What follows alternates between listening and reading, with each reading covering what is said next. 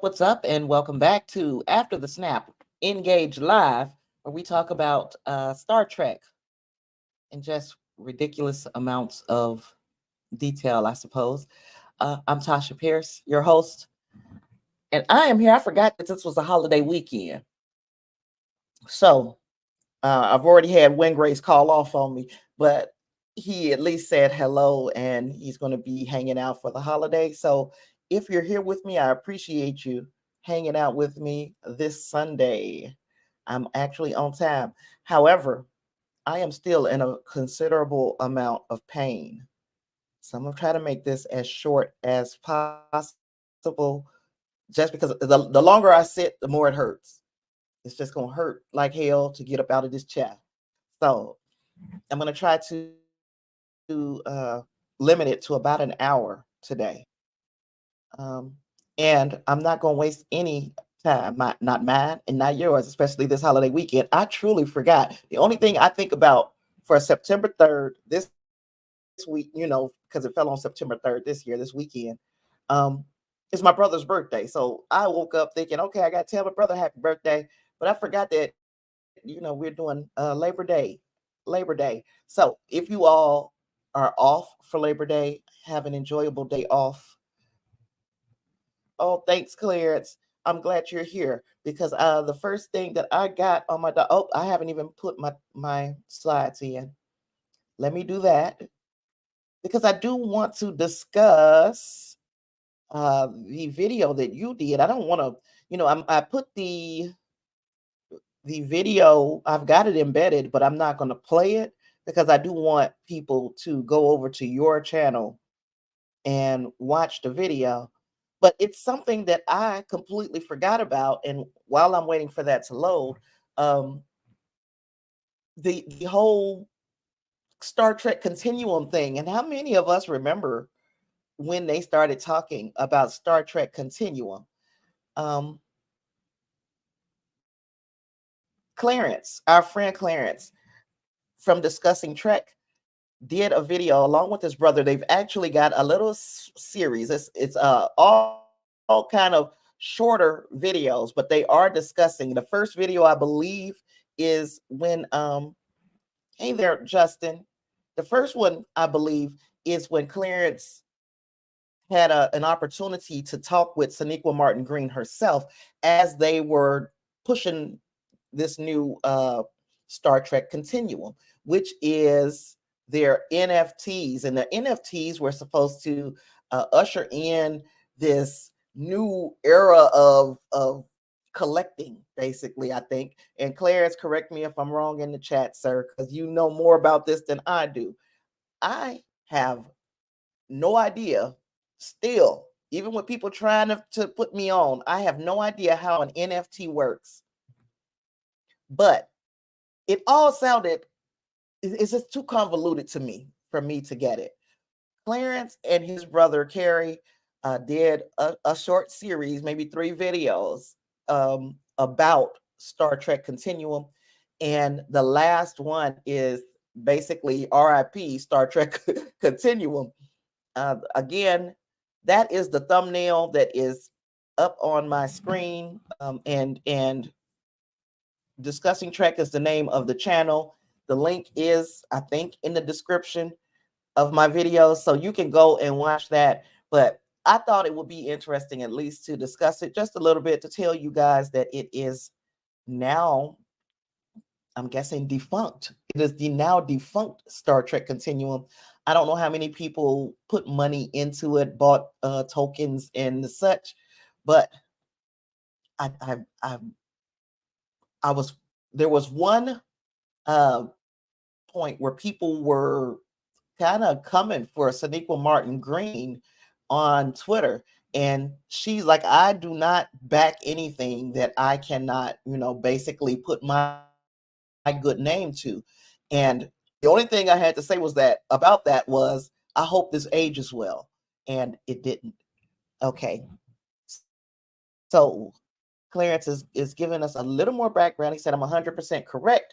Basically, digital collectibles backed by the blockchain, which is the part that no matter how it's explained, and you can explain it to me like I'm a kindergartner, and I will fail that kindergarten course because I just don't understand the blockchain. So, but the end all be all is it's over. It's done. It's kaput. And there are people who were holding on to their tokens hoping that they gained value. They didn't. So if you bought your NFT and got out kind of quick, you might have made some money.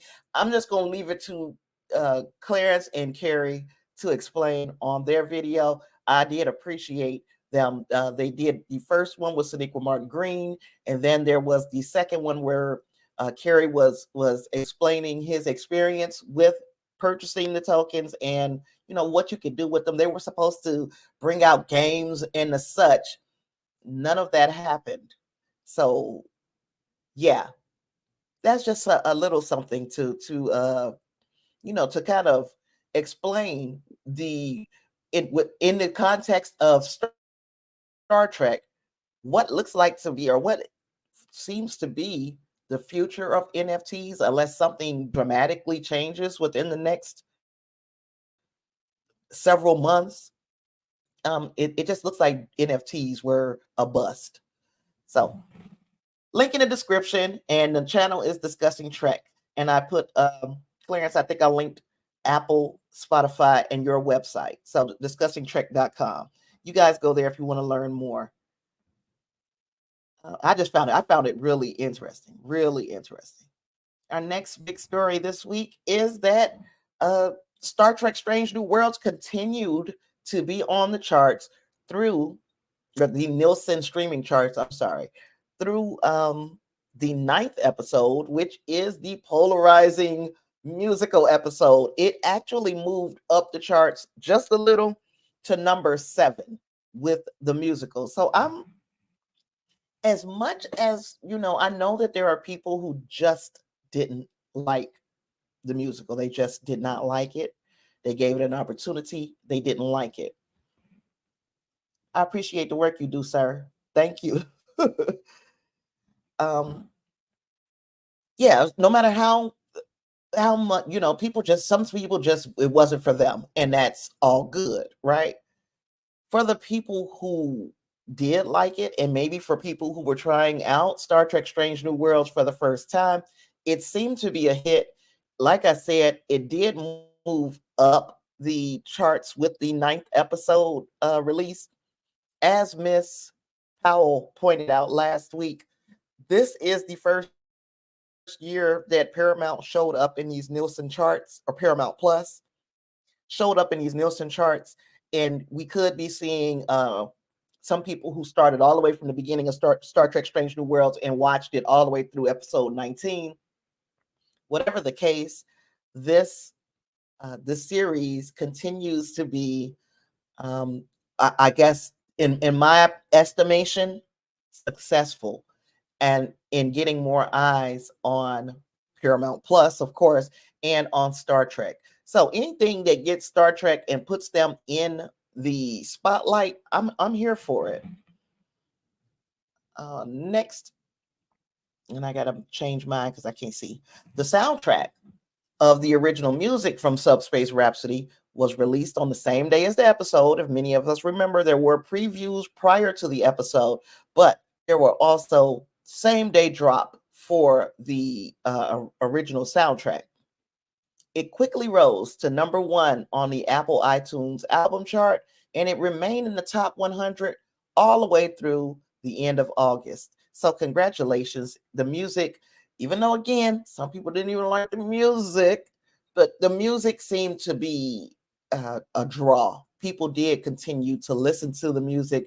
And again, it was number one for probably a short time on Apple iTunes, but it stayed in the top 100, which is pretty darn good when you think about everything else that it had to kind of fight against to be there. So that was another piece of news that we got out of the Strange New World camp this week. Justice said the musical episode was good, just felt other shows did better at it, but he enjoyed it. So, and he thought the music was good. So that is, and that's another way to look at it. There is always going to be a bar. And if you don't meet the bar, then of course people are going to call you on it. If you exceed the bar, you're going to hear a lot about that too. In my opinion, this met the bar, but I understand those who feel like it was a bit under or didn't even reach the bar at all. I understand everybody's point of view perspective. I enjoyed it, and I guess I can say that because I'm not a musical person. Is that musicals don't move me usually or interest me enough to watch them. It depends on what kind of musical it is and why I'm watching it. Clarence said charting on iTunes is an enormous accomplishment. So we had at least number one for, and they don't say for how long it stayed number one, but as long as it remained on the top 100 chart all the way through August, I think that was a success for this big swing that they talk about, all these big swings. So yeah, our next thing is a holodeck, a beyond the holodeck question of the week. Who was your favorite Romulan? This user neurotic Nathaniel from Reddit says that his favorite Romulan was Sorrel in Pegasus. He was devious, and he says he think he won his encounter with Picard as he was able to prove the Federation broke the treaty. I'm not 100% sure I have a favorite Romulan. I'm hoping that some of you with a little bit more of an opinion on this will chime in. And if you are watching this on the replay, please feel free to put that in the comments. You can go about that while we move on to the next slide. I know I'm moving fast, y'all, but I'm in pain. I am. Star Trek Prodigy.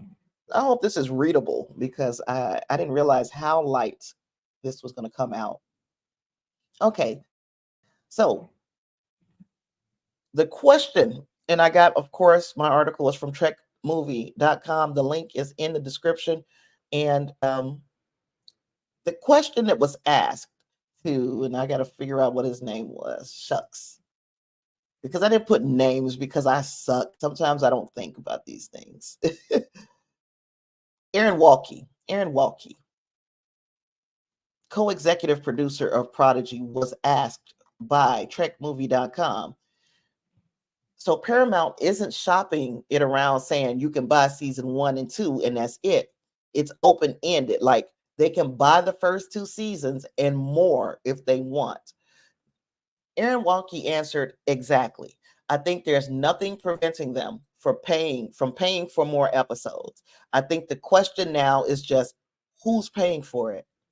But from what I understand, the talks are active. There's some positive trending, but deals like this take a very long time, as you can imagine. So all I can do is just keep up the movement, keep the faith, and eventually I think we can expect some very good news. So the part about this that was most interesting is, and that I had the biggest questions about myself, was whether or not another streaming service could purchase Star Trek Prodigy and continue making Star Trek Prodigy. Well, it seems that the answer is they probably could. It's just a matter of, are they going to be willing to pay for it? And any streaming service that gets their hands on Star Trek Prodigy and decides they're going to continue to run it, I'm pretty sure they're going to want some new episodes, because this wasn't a half-baked idea for Star Trek. This was something that was clearly thought out. They had a direction they were going. They knew how much time that they were going to take to get to some of the good stuff. And I would hate for it to end in the middle of a run. And I think, honestly, I do believe that we will get more Prodigy and beyond season 2. I'm crossing my fingers. I really hope so. The producers all believe that the fan effort is assisting in making sure that Star Trek Prodigy finds a new home. I hope that happens sooner rather than later. Aaron Walke also said in the same interview that he did not know, or that he didn't think that they would have finished. Wait a minute. Let me collect my thoughts. That he thought that they would have finished Star Trek Prodigy season 2 by December, but they kind of slowed down work. He was like, but he's almost sure that in January, February, it'll be done. So they're not done yet. There are still some things they're working on, but it will be done by, say, January, February, and then we might start hearing a little bit more about where this series will go after that, if it goes anywhere. But I really hope it goes somewhere. Justin is answering our Beyond the Holiday question. He said Narissa from was that Picard, right? She was so smart and evil, yet there was a side to her that was good and broken. She could have been a recurring foe friend, a lot of potential in her. So I forgot about those Romulans. I kind of like the brother for other reasons. But yeah, that wasn't the question, right? That wasn't the question. Our next thing is we know Star Trek Day is coming up, y'all. It's coming up. It's going to be Friday, September 8th. They've got big plans for Star Trek Day. Well, so do the actors and writers who are involved with the Star Trek universe.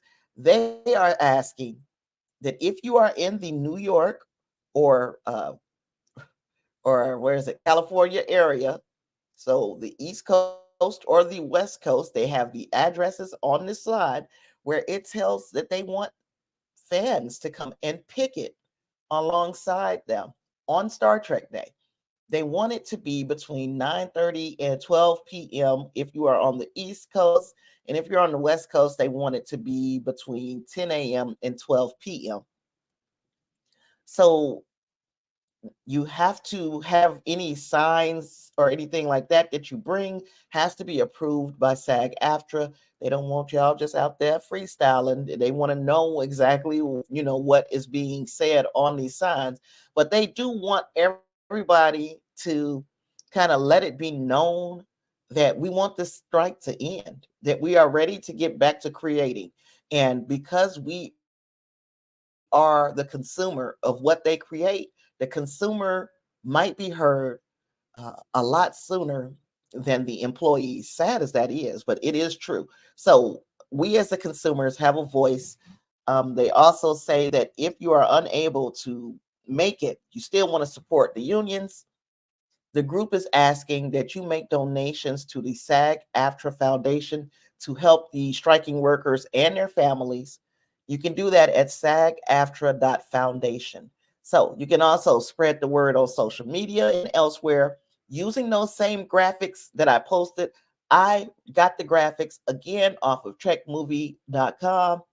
Use those graphics and put that up on social media to show your solidarity with the union. And also write letters to Paramount and the AMPTP in hopes of making our disappointment clear that people are not being compensated fairly, and we are not getting any true value out of our memberships with Disney Plus, Paramount Plus, and Max, and all of these different streamers. We're not getting true value if we know that there's no possibility for new content to start. until they get back to work.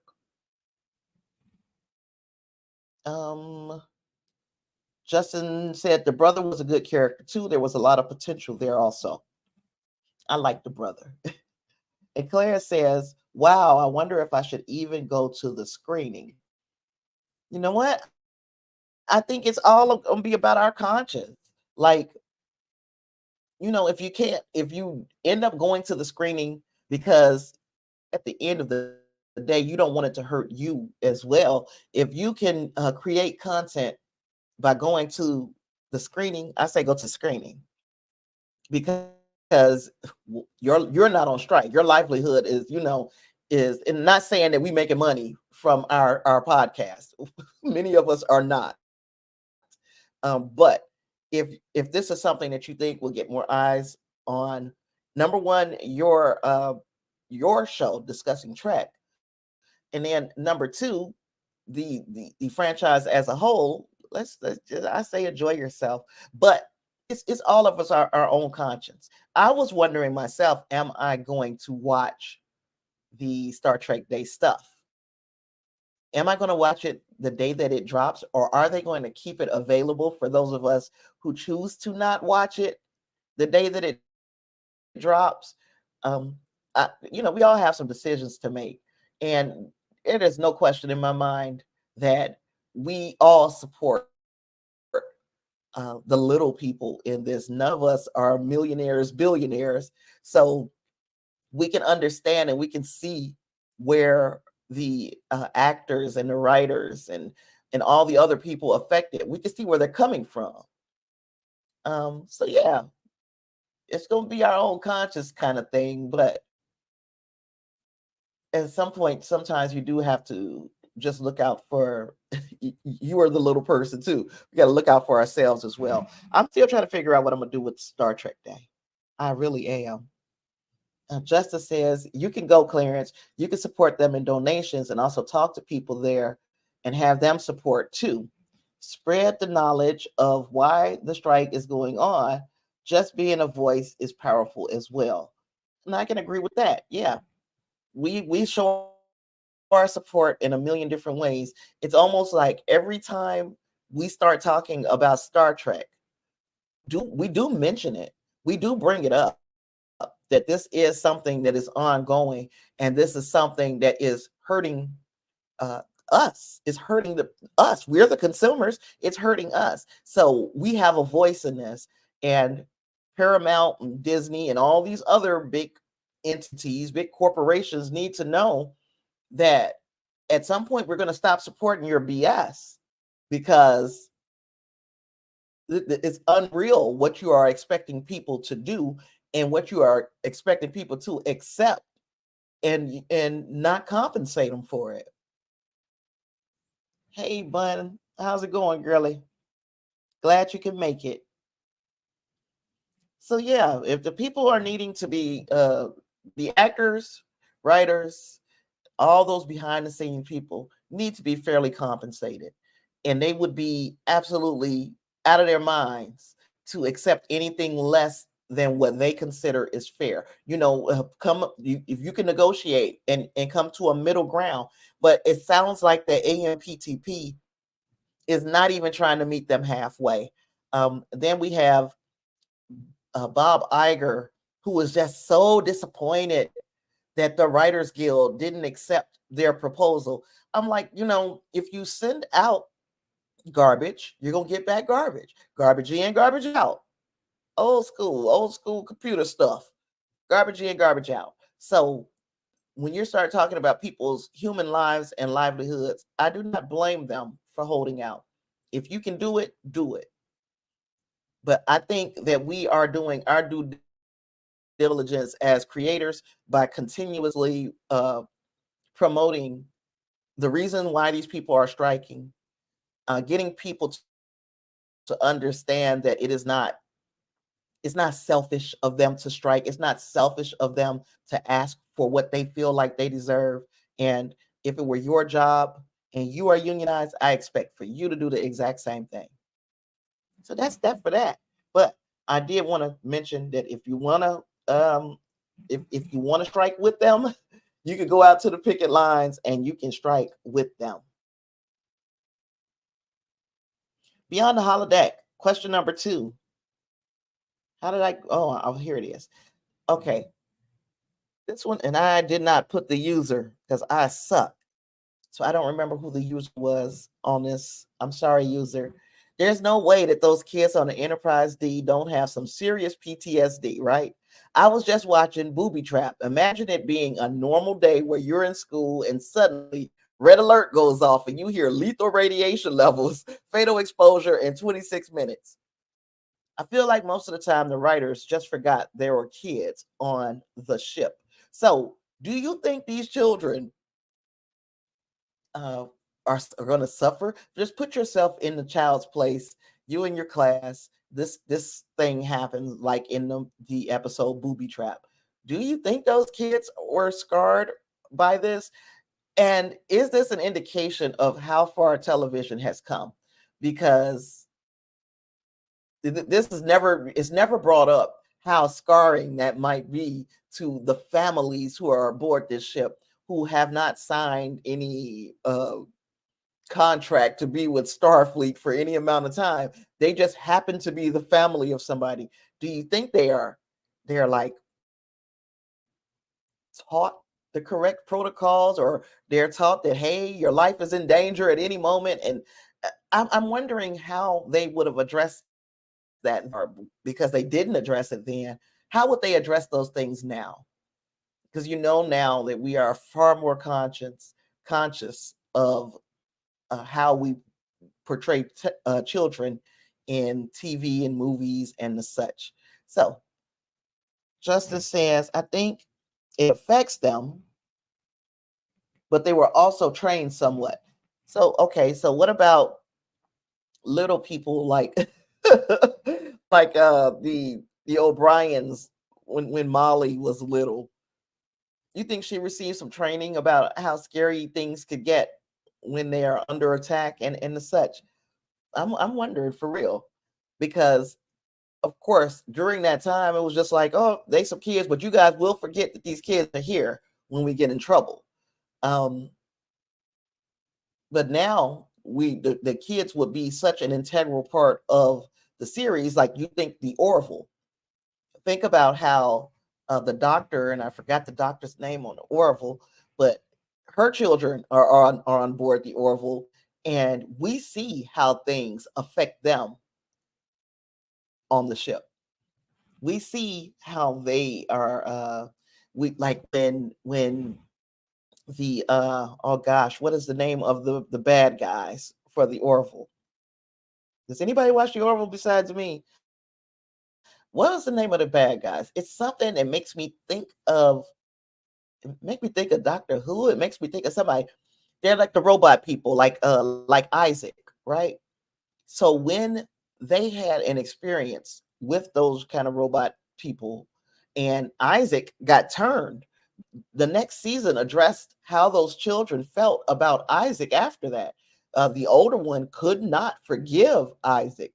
Took a long time for him to forgive Isaac for what happened. And I'm spoilers for the Orville. I'm sorry, but but I'm wondering how different it would be if they had those same types of storylines now that they had back then. How much would they have to write in, or would they just write the kids out? And I think that the safest thing would probably be to write the kids out. Okay, the next thing I got for you is Lower Decks. Season 3 is now on YouTube. It's on Prime Video, and it's on Pluto. So I think the entire third season, to get us up to speed with what's going on for season 4. And hopefully, I'm pretty sure that they are hoping to pick up a few new subscribers to Paramount Plus along the way to watch season 4 of Star Trek Lower Decks. Here's my question. Should we encourage people to get Paramount Plus to watch Star Trek Lower Decks if we know that at some point at the end of the season, they're going to put it on Pluto, or they're going to put it on YouTube, they're going to put it on Prime Video. If we know that you're going to be able to binge the entire season at one time, do we encourage people to watch week by week? Because I think I think they're shooting themselves in the foot by doing this. Not saying that you don't want to put this in front of more eyes. More people might want to decide to watch it for whatever reason, right? But if you put it in front of more eyes and you're giving them the opportunity to binge the entire thing, I don't need to pay for Paramount Plus. I just need to avoid spoilers throughout the regular run of it. So just another thing that it made me think about with Star Trek Lower Decks, and also how they did Strange New Worlds. It is appearing that they're going to do most, if not all, of their series this way, or they're at least doing the experiment to see if it works in any way to bring more people over to the streaming platform. I would, like, right now, I don't have Paramount Plus, and if I don't get no money in my pocket this week, I won't be watching the first week of Star Trek Lower Decks, because I gotta get some money. But I also know that I can't do my other Star Trek stuff. I can't do my Trek by numbers if I don't have Paramount Plus. So I'm gonna have to figure out a way to get Paramount Plus. But right now, I'm not in like any hurry. And if I know that at some point, the end of the season, I could just sit down and watch Star Trek Lower Decks if I so choose on YouTube or Prime or Pluto, why would I do that? Why would I pay this money? So y'all tell me what you think, because I might just be being a little cantankerous because I'm hurting right now. But it just doesn't sound, it doesn't sound, it doesn't make sense to me. There, I said it. Don't make no sense. Now, the only thing I've got left, because I ran through everything so quickly, so I am going to let you all, if you guys got anything to add or anything else to say, uh, have y'all say. But the only thing I have now is the promotional stills that we saw from Star Trek Lower Decks. They gave us 4 stills, and they gave us like a little sneak peek scene or something like that. I can't play the sneak peek scene, but we can look at the 4 promotional stills that they shared with Trek, with all of the with all the media. So let's just go and see what. And I mean, so what I understand, and it was in trekmovie.com, is that we're going to see a lot of difference in the Lower Deckers this season. That's if I even get to watch it. Like I said, we're going to get 2 episodes to start us off on Thursday, September 7th. Now, the media got the first 8 episodes in advance, so that's why we know the first 8 titles of these episodes. Our friend Geek Filter filled us in on that last week. There is let me see, things do get shaken up in the 4th season, and it's just like any other 4th season. It seems like of any other series, the 4th season is where things get, we're going to add a little something extra, and this is no different. So in the 4th season of The Next Generation, it says they lost Wesley. Deep Space Nine added Worf and the Klingons. Voyager switched out Kes for 7 of 9 and the Borg. And Enterprise just got the ball really rolling in the 4th season. So this is no different. The 4th season, we see a new Vulcan officer, Talin. We met her last season, but we will get to know her a little bit more in this 4th season. And then our ensigns, the ensigns that we have been following, Mariner, Boimler, Tendi, and Rutherford, all got promotions. So now they were saying, some people are questioning whether or not the ensigns should have been promoted, and I kind of questioned it myself. Like, are we? Is it going to be the same if they get promoted? Well, they say that now that the ensigns are promoted, they get their own quarters. They're not sleeping in this corridor on these bunks anymore, which opens up the opportunity for more shenanigans. So I guess more stories can be told. Let's see. I'm trying to see if um, I'm reading an early review. Justice says season 4 and 5 of shows always has a change up. Yes, it sure does. Um, they say that previous seasons of Star Trek Lower Decks have had arcs, but um, let me see now. There's a lot more up front, so we don't have to wait to towards the end of the season to find out what is going on, because we could see that there was an arc building in season 1, 2, and 3, and we kind of got the big culmination of it at the end of the season, where they're saying that pretty much up front we might know a little bit more about who the baddies are. And we're gonna, of course, same type of stuff. We're gonna get the uh same type of shenanigans. And starting with episode 1, that Tuvix, it is a Voyager tribute.